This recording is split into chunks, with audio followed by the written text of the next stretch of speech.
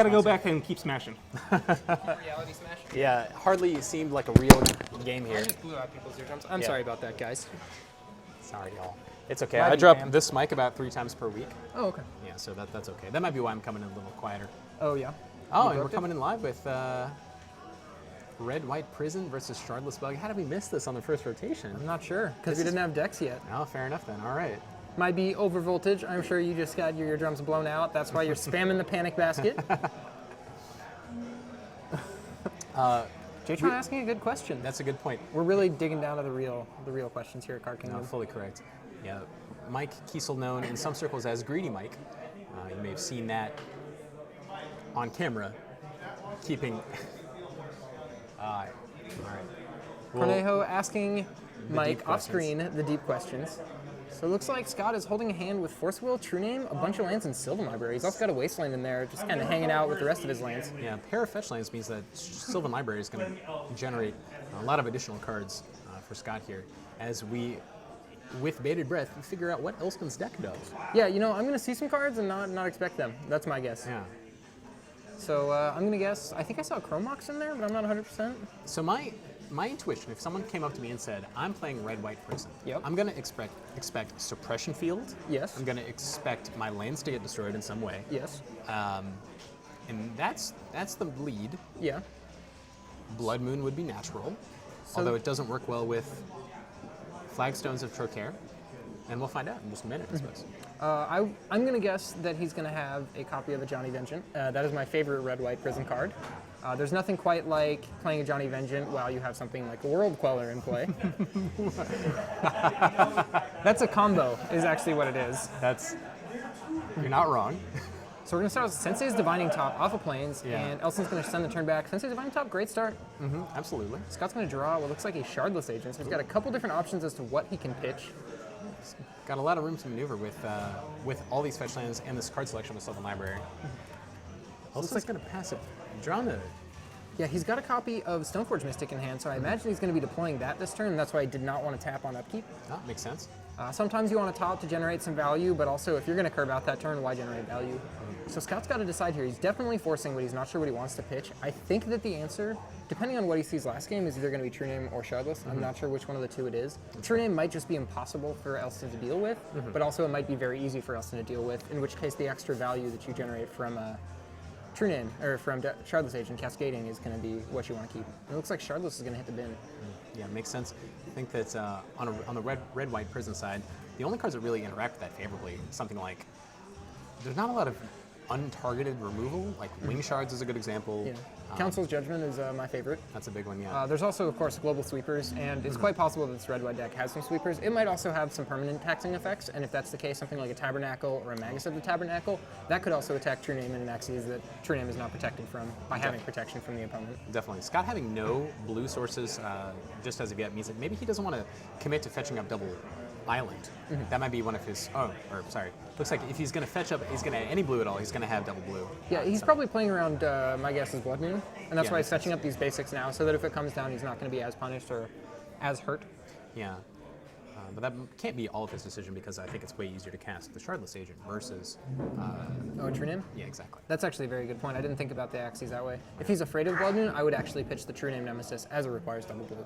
However, with the Sylvan Library online, it's pretty easy to eventually find a Deathrite Shaman. There's an Eidolon of the Great Revel and an Engineered Explosives in Elston hand. As well as the Batterskull and an Ancient Tomb. This is fascinating. I'd love to see how this one keeps going. Really surprised. Like I said, there's going to be a ton of cards I'm not expecting to see in this deck, and already that's occurred. I was not expecting to see Eidolon in a Prison deck, and I was not expecting to see Ancient Tomb in a deck with Engineered Explosives. Maybe looking to land a Chalice on a big number.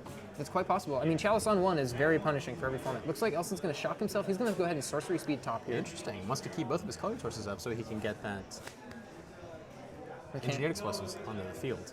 Yeah, if he wants to set it on 2, I guess, to blow up Sylvan Library, but like that's not a whole lot of value, and it's also not going to be something that he's going to be able to blow up. Oh. So it looks like he's just going to go ahead and top, rearrange, and then I think he's just going to pass as he can't cast any of the cards in hand besides that Engineered Explosives. But that's at little value. Yeah. Yeah, and if I'm Scott here, I'm very thankful for the opportunity to get a free brainstorm in my draw step here. Yeah, do you think that he's going to take 4 here? Oh, that's a pretty good stack. He's a little full on land, so I might take the brainstorm and the fetch, and then he can fetch right away, and then use the brainstorm afterwards if he so chooses to maybe set up a Shardless Agent. Yeah, I think he's got at least 1 fetch left, so I wants to cash in this brainstorm for some fresh cards. Yeah, he's also got a Wasteland, though. I can see him using it. Looks like he's just going to deploy the Uname Nemesis. Yeah, that's pretty valid. Good way to end the game. Absolutely. 6-turn clock. Elsa's going to have to find some way to deal with that pretty soon. Elsa's going to draw. Is that a copy of Lightning Helix? It is. Oh my god. It's Lightning Helix. Oh my god. It doesn't even Lightning sound Helix. right if you don't yell it, though. That's very true. Randy Buehler has definitely locked that down. All right. So for Elson here, how do you want to approach this turn? I want to approach this turn by drawing a land, I think. That's a good point. I don't know if Engineered Explosives is the right card just because Shardless doesn't really have a lot of creatures that they care about. Yeah.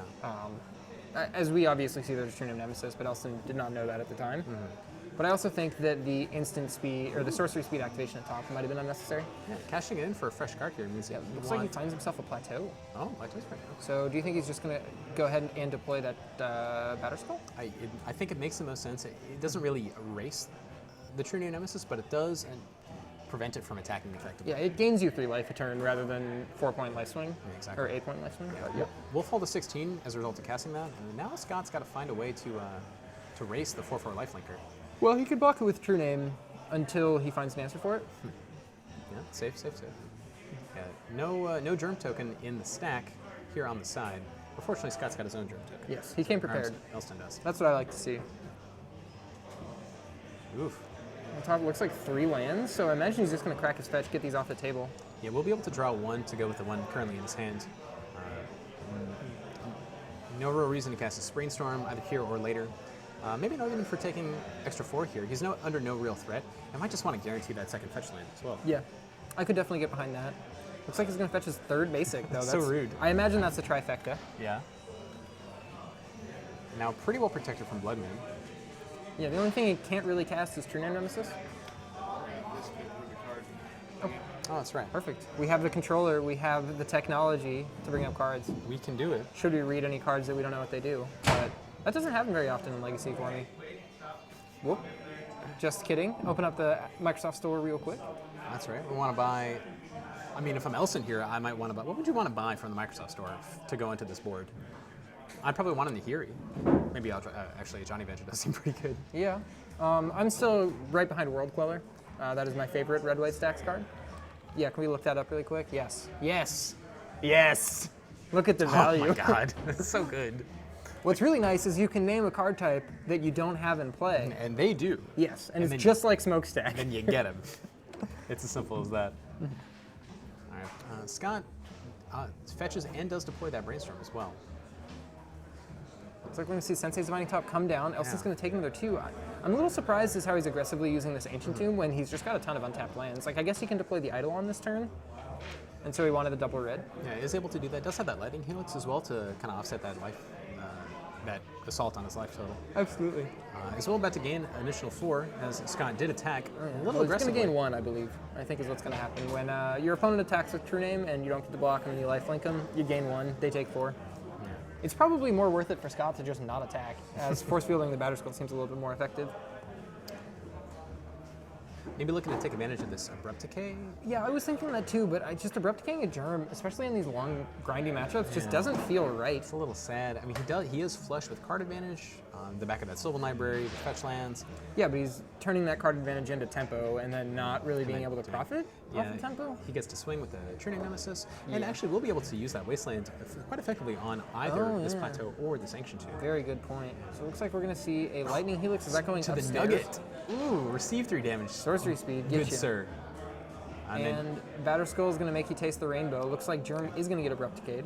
Yeah, Batterskull is going to stay on the field here. So I might have attacked first just to see if there is a removal spell, because I think bouncing the Batterskull would be a lot more important there than casting the Lightning Helix. Yeah, Elson does have a good amount of time now, having bought himself an additional 3 life points with that Lightning Helix. And so can withstand a couple swings just from the True Name Nemesis. Absolutely. It does depend on Scott not doing anything for a while. He hasn't done anything yet, but we know that to no longer be the case. Yes, he is going to cascade right past 2 lands that he has set up with a Shardless, Very with the nice. Sylvan Library. And he's going to hit a Dread of Night, it looks like. That's rude. Pretty powerful on this board. gives all white creatures -1/-1 forever. Just straight up forever. Forever. Uh-oh. Seahorses. I Forever. I terminated You killed it. the process. It is in, I believe it's, I don't know where the tool is. There it is. Good luck. Imagepicker.py. Yeah, that's right. It's troubleshooting at Card Kingdom. It isn't .exe file? I thought Python files were .py.